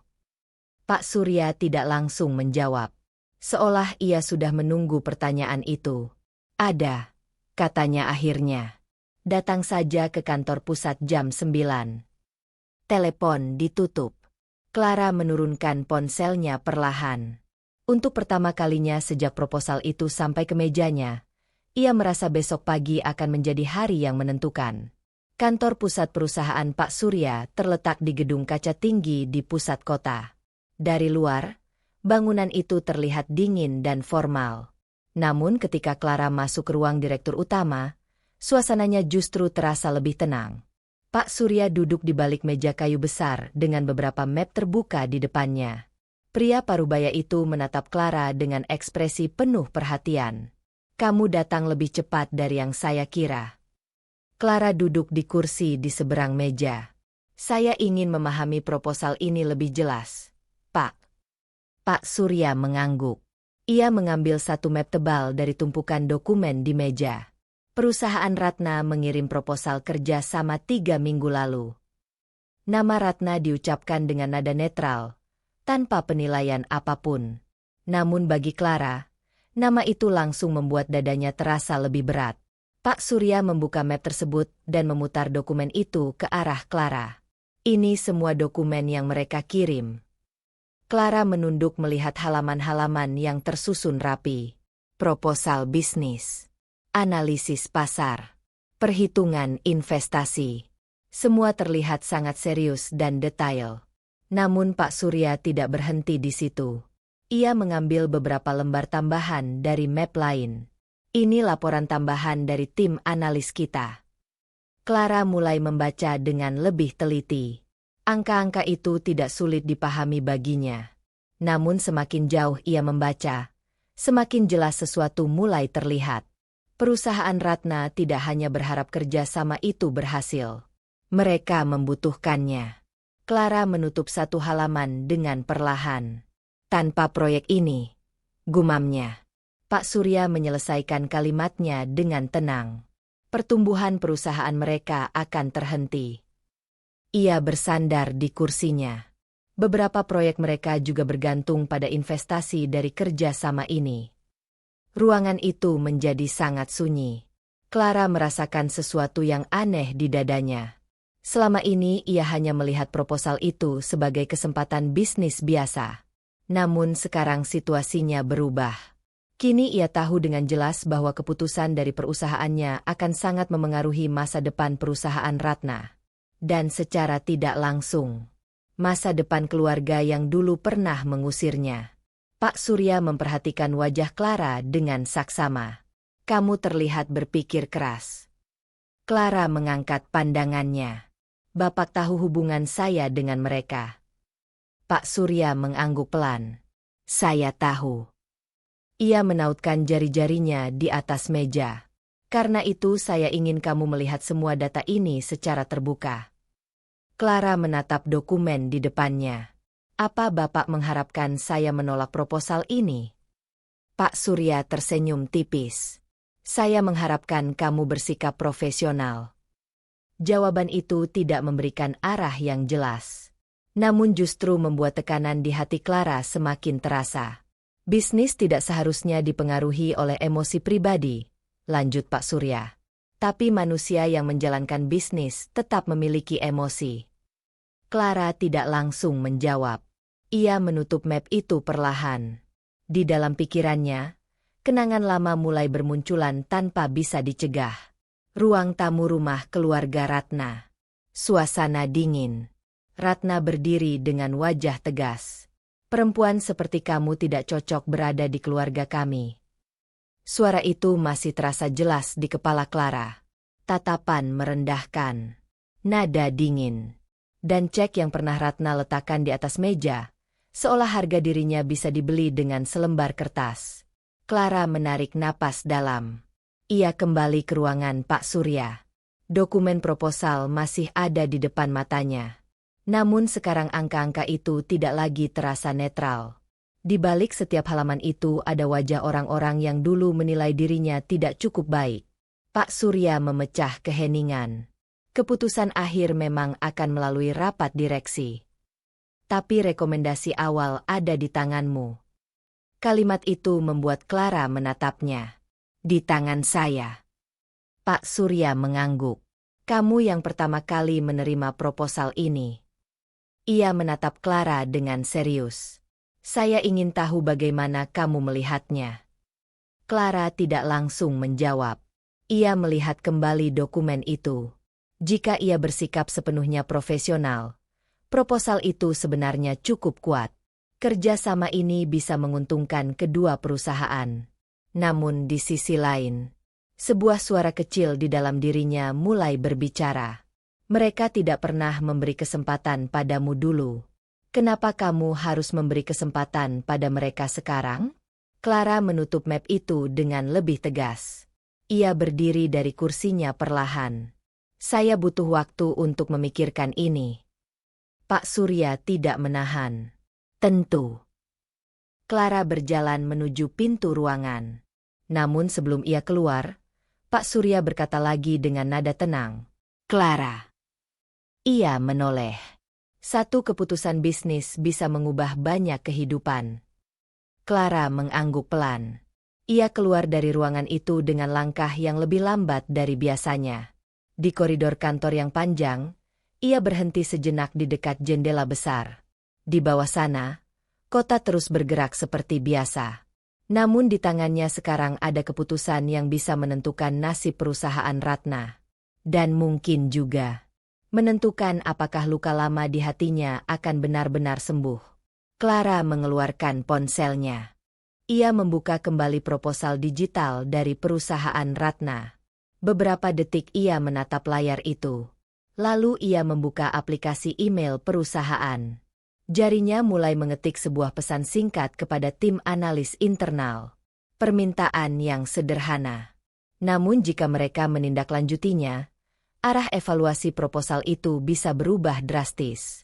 Clara berhenti mengetik sejenak. Keputusan kecil, tapi berisiko. Beberapa detik kemudian, ia menekan tombol kirim. Email itu sudah terkirim. Namun sejak pagi, Clara belum membuka kembali balasan dari tim analis. Ia duduk di ruang kerjanya dengan layar laptop menyala di depannya.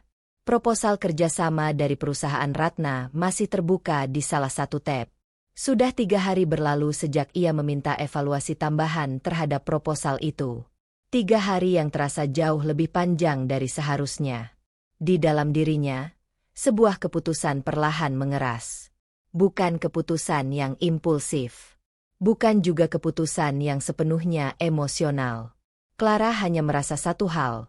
Ia tidak lagi memiliki kewajiban untuk mempermudah jalan orang-orang yang dulu menyingkirkannya. Pintu ruang kerjanya diketuk pelan. "Masuk," kata Clara. Seorang pria muda masuk sambil membawa tablet. Namanya Raffi, analis senior di tim investasi perusahaan. Ia bekerja langsung di bawah koordinasi Clara untuk proyek-proyek besar. Raffi terlihat serius.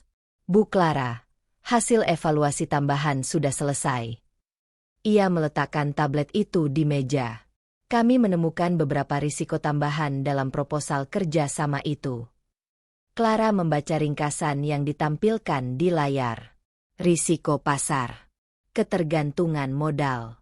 Beberapa asumsi keuangan yang terlalu optimistis. Semua poin itu sebenarnya tidak cukup besar untuk otomatis menggagalkan proyek. Namun cukup kuat untuk dijadikan alasan penolakan. Clara menutup tablet itu perlahan. Kesimpulan tim. Raffi menjawab tanpa ragu. Proyek ini bisa berjalan, tapi margin keamanannya cukup tipis.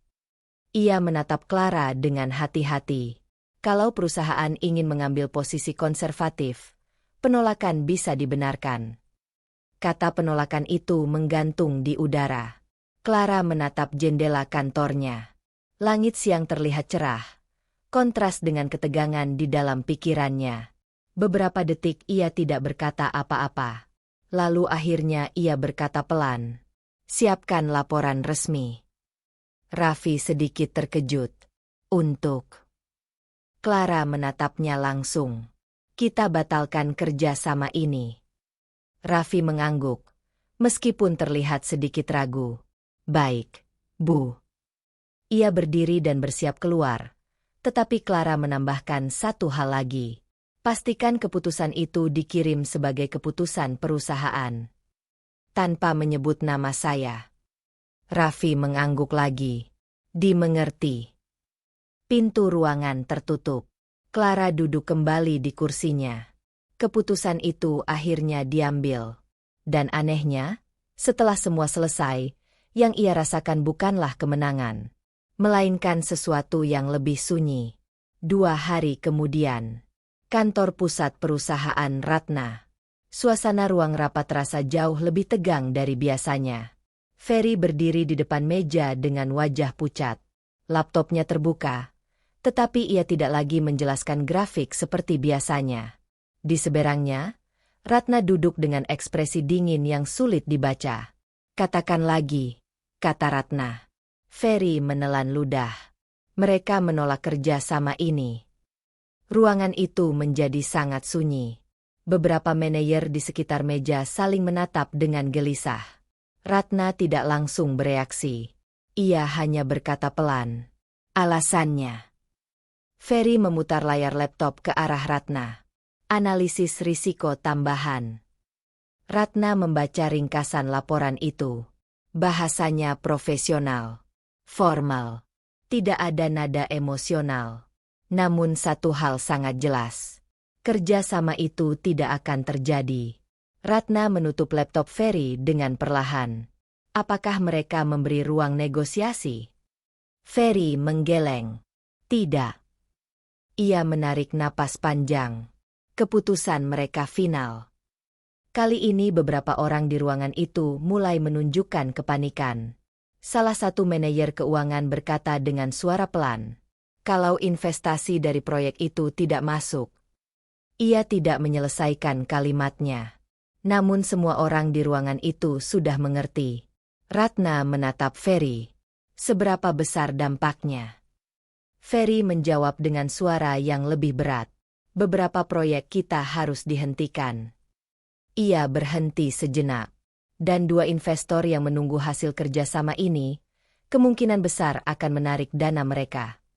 Kata-kata itu seperti pukulan langsung. Untuk pertama kalinya sejak rapat dimulai, Ratna menyandarkan tubuhnya ke kursi. Namun wajahnya tetap tenang. Terlalu tenang. Rapat berakhir tanpa keputusan jelas. Orang-orang keluar dari ruangan dengan langkah gelisah. Hanya Ferry yang masih berdiri di sana. Ia menatap Ratna dengan cemas. Kita harus mencari solusi cepat. Ratna tidak langsung menjawab. Ia berdiri perlahan dan berjalan menuju jendela ruang rapat. Kota di luar terlihat sibuk seperti biasa. Namun di dalam pikirannya, banyak hal mulai bergerak. Sebuah proyek sebesar itu tidak biasanya ditolak begitu saja. Perusahaan yang mereka ajak bekerja sama dikenal rasional. Mereka tidak membuat keputusan besar tanpa pertimbangan panjang. Ratna menyilangkan tangannya. Ada sesuatu yang aneh. Ferry menatapnya. Aneh. Ratna mengangguk pelan. Proposal kita kuat. Ia menoleh sedikit. Dan mereka bahkan tidak memberi ruang negosiasi. Ferry tidak bisa menyangkal. Itu juga yang membuatku heran. Ratna terdiam beberapa saat. Lalu ia berkata dengan nada lebih rendah. Siapa yang memimpin evaluasi proyek ini di perusahaan mereka? Ferry membuka kembali laptopnya. Ia membaca beberapa data dari email resmi yang mereka terima. Nama tim tidak disebutkan. Ratna mengerutkan alis. Tidak ada nama. Ferry menggeleng. Hanya keputusan direksi. Ratna menatap meja rapat dengan pandangan tajam. Pengalaman puluhan tahun di dunia bisnis membuatnya peka terhadap pola-pola tertentu. Dan kali ini, nalurinya mengatakan sesuatu tidak beres. Ferry menutup laptopnya dengan frustrasi. Kita harus mencari investor lain. Ratna tidak menjawab. Ia hanya berkata pelan. Tidak. Ferry menatapnya. Ratna kembali duduk di kursinya. Pertama, kita harus tahu kenapa mereka benar-benar menolak. Ia menatap layar laptop yang masih menyala. Aku tidak percaya ini hanya soal analisis risiko. Ferry mengerutkan dahi. Maksudmu? Ratna menatapnya dengan tatapan tajam. Seseorang di dalam perusahaan itu membuat keputusan ini. Ia berhenti sejenak. Dan aku ingin tahu siapa. Di sisi lain kota, Clara sedang duduk sendirian di ruang kerjanya. Di layar laptopnya, email konfirmasi penolakan proyek sudah tersimpan. Semua berjalan sesuai rencana. Perusahaan Ratna tidak akan pernah tahu siapa yang berada di balik keputusan itu. Namun Clara tetap menatap layar itu lebih lama dari yang ia kira. Keputusan ini memang kecil secara formal. Hanya satu proyek. Tapi bagi dirinya sendiri, ia tahu konsekuensinya lebih besar. Ia baru saja memilih untuk tidak membantu mereka. Dan untuk pertama kalinya sejak perceraian itu, Clara menyadari satu hal yang membuat dadanya sedikit sesak. Ia tidak yakin apakah keputusan itu benar-benar membuatnya merasa lebih bebas. Atau justru mengikatnya lebih dalam pada masa lalu. Ponselnya tiba-tiba bergetar di meja. Sebuah pesan masuk. Dari Pak Surya. Direksi ingin membahas keputusan proyek itu besok pagi. Clara membaca pesan itu 2 kali. Tekanan baru langsung muncul di dalam pikirannya. Karena jika rapat itu berlangsung seperti biasanya, pertanyaan tentang siapa yang merekomendasikan penolakan itu bisa saja muncul. Dan jika ia menjawab dengan jujur, beberapa orang mungkin mulai menelusuri alasan sebenarnya. Clara menatap layar ponselnya. Beberapa detik kemudian, ia mulai mengetik balasan. Sebuah permintaan sederhana kepada Pak Surya. Namun jika permintaan itu disetujui, rapat direksi besok bisa berjalan dengan cara yang sangat berbeda. Pesan dari Pak Surya masih terbuka di layar ponsel Clara ketika ia berdiri di depan jendela ruang kerjanya. Direksi ingin membahas keputusan proyek itu besok pagi. Ia sudah membaca pesan itu berkali-kali. Semalam hampir tidak ada tidur yang benar-benar tenang. Keputusan membatalkan kerjasama dengan perusahaan Ratna sudah terjadi. Itu fakta yang tidak bisa diubah lagi. Namun hari ini situasinya berubah. Clara tahu satu hal.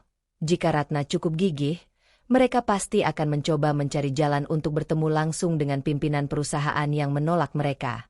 Dan perusahaan itu sekarang berada di bawah kendalinya. Pintu ruangannya diketuk. "Masuk," kata Clara. Pak Surya masuk dengan map di tangannya. Wajah pria itu terlihat lebih serius dari biasanya. "Mereka menghubungi kita." Clara tidak perlu bertanya siapa yang dimaksud. "Ratna meminta pertemuan?" tanya Clara.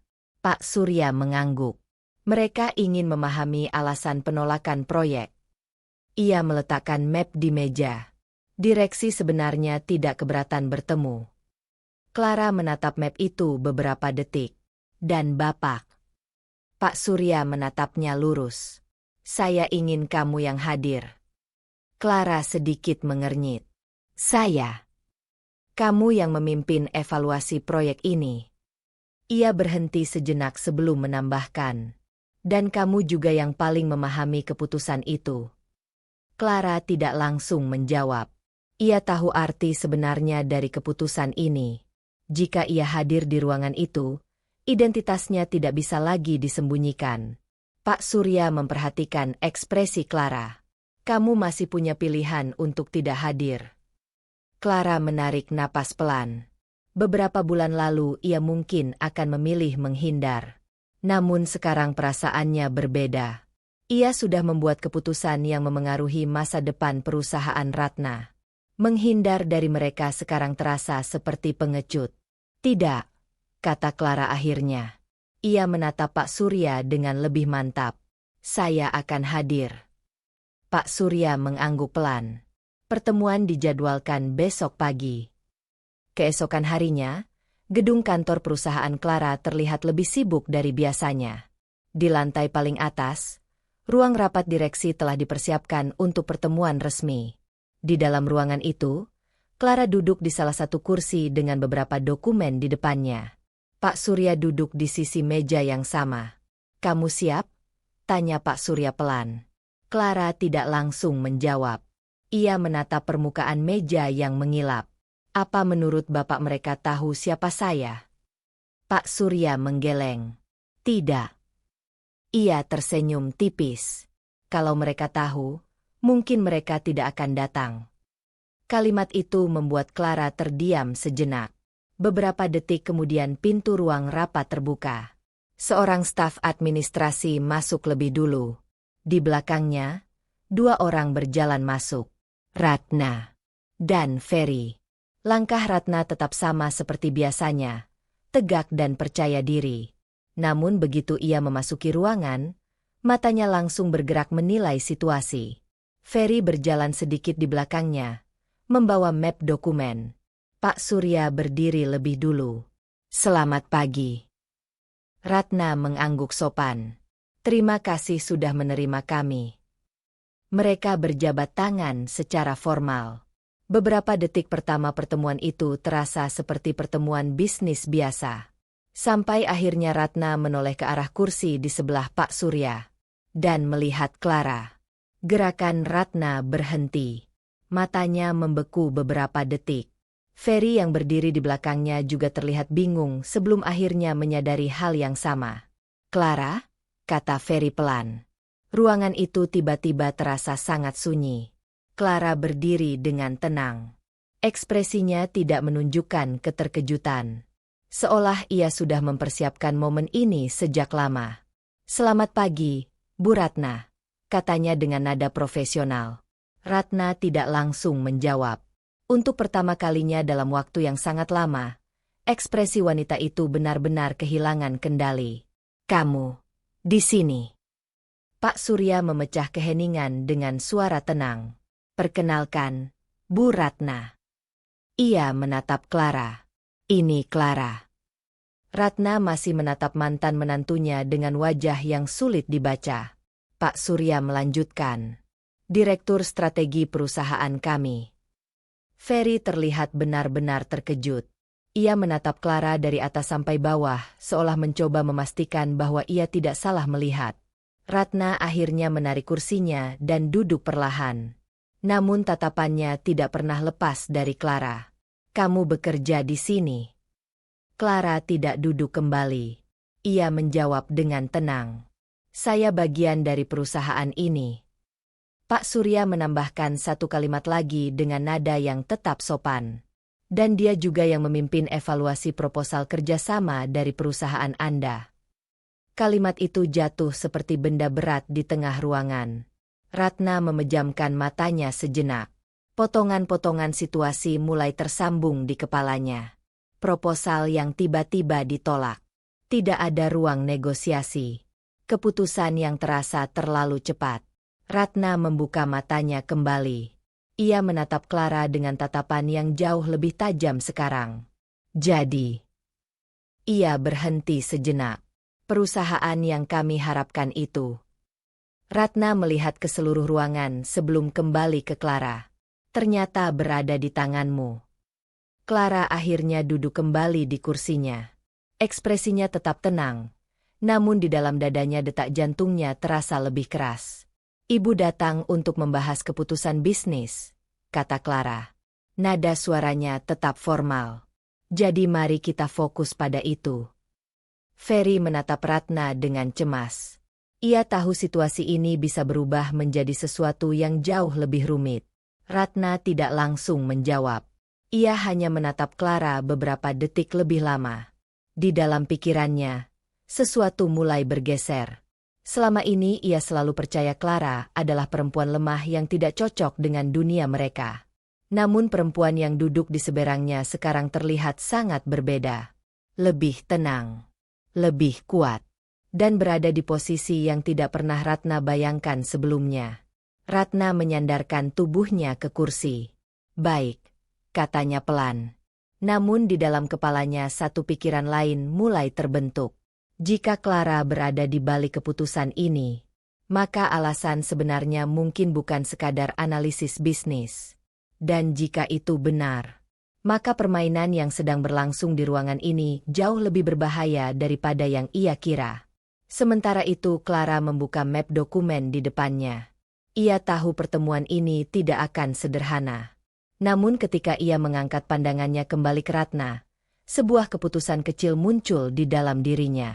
Ia bisa menjelaskan alasan profesional penolakan proyek itu. Atau, ia bisa mengatakan sesuatu yang jauh lebih jujur. Beberapa detik kemudian, Clara membuka halaman pertama dokumen itu. Dan memilih kalimat pertama yang akan ia ucapkan dengan sangat hati-hati. Beberapa detik setelah Clara membuka dokumen di depannya, pintu ruang rapat kembali terbuka. Semua orang menoleh. Seorang pria masuk dengan langkah cepat, sedikit terengah seolah datang terburu-buru. Dimas. Ia berhenti begitu melihat orang-orang yang ada di dalam ruangan. Ratna menoleh kepadanya dengan sedikit kesal. Kenapa kamu baru datang? Dimas tidak langsung menjawab. Tatapannya berhenti pada satu wajah di ujung meja. Clara. Untuk beberapa detik, ia hanya berdiri di sana tanpa bergerak. Ferry yang berdiri di dekat kursi memberi isyarat kecil agar Dimas masuk dan duduk. Namun bahkan saat ia melangkah ke dalam ruangan, ekspresi di wajahnya masih dipenuhi kebingungan. Apa yang terjadi? Tanya Dimas pelan. Tidak ada yang menjawab. Akhirnya Ratna berkata dengan nada kaku. Duduk dulu. Dimas mengambil kursi di samping Ferry. Namun matanya masih tertuju pada Clara. Clara menyadari tatapan itu, tetapi ia tidak menghindarinya. Wajahnya tetap tenang, bahkan sedikit dingin. Pak Surya memecah keheningan yang mulai menebal. Kita akan mulai. Ia menatap semua orang di meja rapat. Seperti yang sudah dijelaskan sebelumnya, keputusan penolakan proyek ini berasal dari evaluasi internal perusahaan kami. Ratna menyilangkan tangannya di atas meja. Namun sekarang tatapannya tidak lagi tertuju pada Pak Surya. melainkan pada Clara. Dan evaluasi itu dipimpin oleh dia, kata Ratna pelan. Nada suaranya tidak marah. Namun ada sesuatu yang jauh lebih berat di dalamnya. Ferry terlihat gelisah. Ia membuka map dokumen yang mereka bawa, tetapi tangannya sedikit gemetar. Bu Ratna, katanya hati-hati, mencoba menjaga suasana tetap profesional. Mungkin kita bisa fokus pada alasan bisnisnya dulu. Ratna tidak menjawab. Dimas akhirnya berbicara untuk pertama kalinya sejak duduk. Clara. Nama itu keluar dengan suara pelan, hampir seperti bisikan. Clara menoleh ke arahnya. Beberapa bulan yang lalu, ia mungkin akan menghindari tatapan itu. Namun sekarang tidak. Ia menatap Dimas dengan tenang. Iya. Dimas terlihat seperti ingin mengatakan sesuatu, tetapi kata-katanya tertahan. Di dalam kepalanya, potongan-potongan masa lalu mulai muncul dengan jelas. Perceraian mereka. Cara ia diam ketika ibunya menghina Clara. Cara ia membiarkan semuanya terjadi. Dan sekarang, perempuan yang dulu ia lepaskan begitu saja duduk di hadapannya sebagai orang yang memegang keputusan besar terhadap perusahaan keluarganya. Dimas menunduk. Rasa bersalah yang selama ini ia tekan tiba-tiba terasa jauh lebih nyata. Sementara itu Clara membuka halaman pertama dokumen di depannya. Ia berbicara dengan suara yang tetap tenang. Evaluasi kami menunjukkan bahwa proyek kerjasama ini memiliki beberapa risiko yang cukup besar. Ia menunjuk beberapa bagian laporan. Ketergantungan investasi, margin keuntungan yang terlalu optimistis, dan beberapa asumsi pasar yang tidak stabil. Ferry mengangguk pelan. Ia sudah membaca semua poin itu. Namun mendengarnya langsung dari Clara terasa berbeda. Risiko itu masih bisa dinegosiasikan, kata Ferry. Clara menatapnya. Mungkin. Ia menutup dokumen itu perlahan. Tapi perusahaan kami memilih pendekatan yang lebih konservatif. Ratna akhirnya berbicara lagi. Kamu tahu dampak keputusan itu bagi perusahaan kami. Clara tidak langsung menjawab. Ia hanya menatap Ratna beberapa detik. Ratna melanjutkan dengan nada yang lebih tajam. Beberapa proyek kami akan berhenti.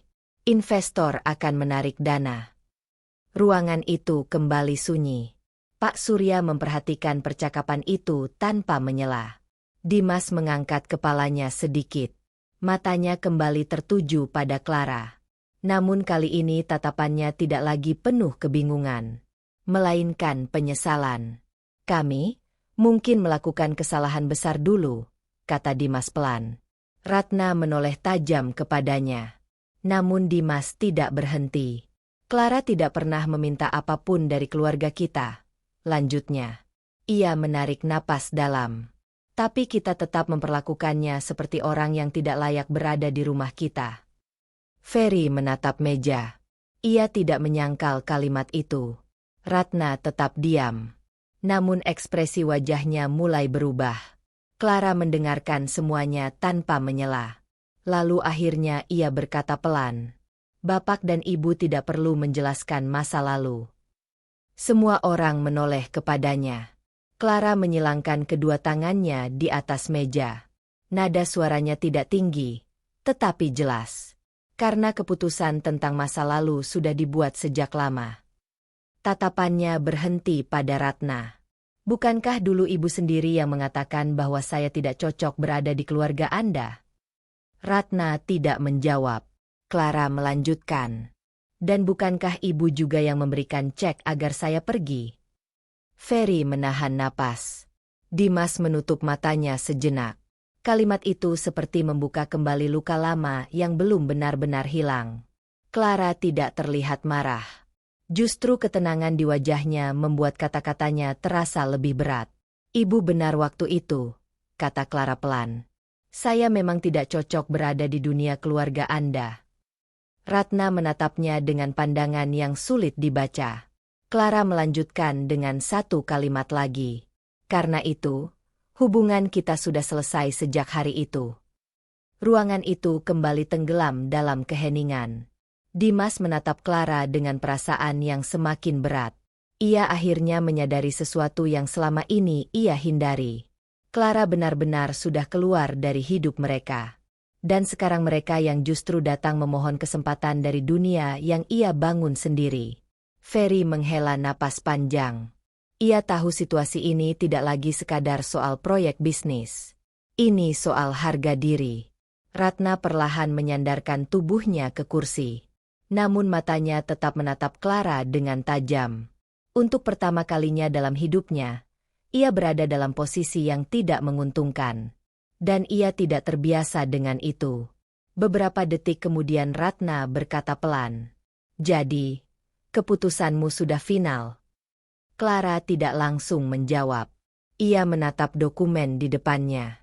Lalu menatap kembali ke arah Ratna. Di dalam pikirannya, sebuah pertanyaan muncul. Apakah ia benar-benar ingin menutup semua kemungkinan? Atau apakah ada cara lain yang bisa membuat mereka benar-benar memahami konsekuensi dari keputusan mereka dulu? Beberapa detik berlalu. Clara akhirnya berkata dengan suara tenang. Untuk saat ini, iya. Namun setelah mengucapkan kalimat itu, ia menambahkan satu hal lagi yang membuat semua orang di ruangan itu kembali menegang. Namun perusahaan kami selalu terbuka untuk proposal baru. Ia berhenti sejenak. Tentu saja, dengan syarat yang berbeda. Kata-kata itu menggantung di udara. Ferry langsung menatap Ratna. Dimas juga mengangkat kepalanya. Karena mereka semua tahu satu hal. Jika Clara benar-benar menawarkan syarat baru, maka keputusan berikutnya mungkin akan jauh lebih berat daripada penolakan tadi. Kalimat terakhir Clara masih menggantung di udara ruang rapat. Perusahaan kami selalu terbuka untuk proposal baru, tentu saja dengan syarat yang berbeda. Tidak ada yang langsung berbicara setelah itu. Ferry menatap dokumen di tangannya seolah mencoba menemukan sesuatu yang bisa menyelamatkan situasi. Dimas menatap meja, sementara Pak Surya tetap duduk dengan tenang, membiarkan percakapan itu berjalan tanpa intervensi. Namun orang yang paling lama diam adalah Ratna. Wanita itu duduk tegak seperti biasanya, tetapi sesuatu dalam ekspresinya berubah. Tatapannya tidak lagi penuh keyakinan seperti di awal pertemuan. Untuk pertama kalinya, ada jeda panjang sebelum ia berbicara. "Kamu benar," kata Ratna akhirnya. Semua orang di ruangan itu sedikit terkejut. Ratna tidak dikenal sebagai orang yang mudah mengakui kesalahan. Ia menatap Clara langsung. "Aku meremehkanmu dulu." Clara tidak bergerak. Wajahnya tetap tenang, tetapi di dalam dirinya ada getaran kecil yang tidak ia perlihatkan. Ratna melanjutkan dengan nada yang lebih rendah. "Waktu itu aku percaya kamu tidak akan mampu bertahan di dunia bisnis seperti ini." Ferry menatap Ratna dengan ekspresi tidak percaya. Dimas bahkan sedikit mengangkat kepalanya, seolah memastikan ia tidak salah mendengar. Namun Ratna tidak berhenti. "Dan ternyata aku salah." Kalimat itu diucapkan tanpa emosi dramatis, justru dengan kejujuran yang kaku. Clara mendengarkan semuanya tanpa menyela. Di dalam dadanya, perasaan yang muncul tidak sesederhana yang ia bayangkan. Ia pernah membayangkan momen seperti ini, ketika Ratna akhirnya mengakui kesalahannya. Namun sekarang ketika itu benar-benar terjadi, perasaan puas yang ia bayangkan justru tidak muncul. Yang ada hanyalah ketenangan yang dingin. Ratna menautkan kedua tangannya di atas meja. "Aku tidak datang ke sini untuk membicarakan masa lalu saja." Tatapannya semakin serius. "Perusahaan kami benar-benar membutuhkan proyek ini." Ferry langsung menambahkan dengan cepat, seolah melihat celah harapan. "Kami bersedia menyesuaikan struktur kerjasama." Ia membuka map dokumen di depannya. Marine investasi, pembagian keuntungan, bahkan timeline proyek bisa kita revisi. Dimas tidak berkata apa-apa. Namun ia menatap Clara dengan harapan yang hampir tidak ia sembunyikan. Clara menunggu sampai Ferry selesai berbicara. Kemudian ia menutup dokumen di depannya dengan perlahan. "Bu Ratna," katanya pelan. Nada suaranya tetap profesional. "Penyesalan adalah hal yang sangat manusiawi." Ratna tidak memotong. Namun keputusan bisnis tidak bisa didasarkan pada penyesalan. Kalimat itu jatuh dengan tenang, tetapi berat. Ferry berhenti membuka dokumen. Dimas menunduk kembali. Clara melanjutkan. Proposal kerjasama sebelumnya sudah melalui evaluasi penuh. Ia menatap langsung ke arah Ratna. Dan keputusan perusahaan kami juga sudah dibuat berdasarkan evaluasi tersebut. Ratna menatapnya tanpa berkedip. Jadi tidak ada kesempatan kedua. Clara tidak langsung menjawab. Ia memikirkan kata-katanya dengan hati-hati. Kesempatan selalu ada dalam bisnis. Ia berhenti sejenak, tapi tidak dengan cara yang sama seperti sebelumnya. Ratna memahami maksud kalimat itu. Proyek lama sudah selesai. Jika mereka ingin mencoba lagi, mereka harus memulai dari awal. Dan dalam kondisi perusahaan mereka sekarang, itu hampir mustahil. 2 minggu setelah pertemuan itu, dampaknya mulai terasa jelas di perusahaan Ratna. Ruang rapat yang biasanya penuh rencana ekspansi kini dipenuhi laporan kerugian. Ferry berdiri di depan layar dengan wajah yang jauh lebih lelah dari biasanya. Investor dari proyek timur resmi menarik dana mereka, katanya. Beberapa manajer di ruangan itu menunduk. Ratna duduk di kursinya tanpa ekspresi. Ferry melanjutkan. Proyek pembangunan yang kita rencanakan juga harus ditunda. Ia menatap Ratna dengan hati-hati. Tanpa investasi dari kerjasama itu, arus kas kita tidak cukup. Ratna tidak berkata apa-apa. Namun di dalam pikirannya, semua potongan kejadian mulai membentuk satu garis yang jelas. Semua ini bermula dari satu keputusan lama. Keputusan yang dulu ia anggap kecil. Menyingkirkan Clara dari keluarganya. Saat itu ia merasa sedang melindungi masa depan perusahaan dan keluarganya. Namun sekarang, keputusan itu justru kembali sebagai konsekuensi yang jauh lebih besar. Ferry menutup laptopnya dengan pelan. Kita masih punya beberapa opsi. Ratna akhirnya menoleh. Opsi apa? Ferry ragu beberapa detik sebelum menjawab. Kita bisa mencoba mencari investor baru. Ratna menggeleng sedikit. Ia sudah tahu kenyataan di dunia bisnis. Investor tidak datang ketika perusahaan sedang terlihat lemah. Ruangan itu menjadi sunyi.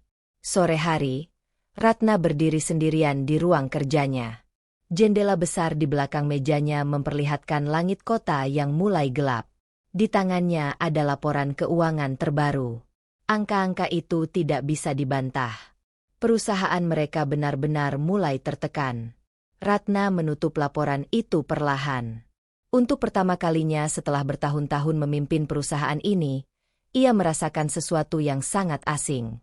Bukan sekadar kekhawatiran, melainkan kesadaran bahwa kesombongannya sendiri mungkin telah membawa mereka ke situasi ini.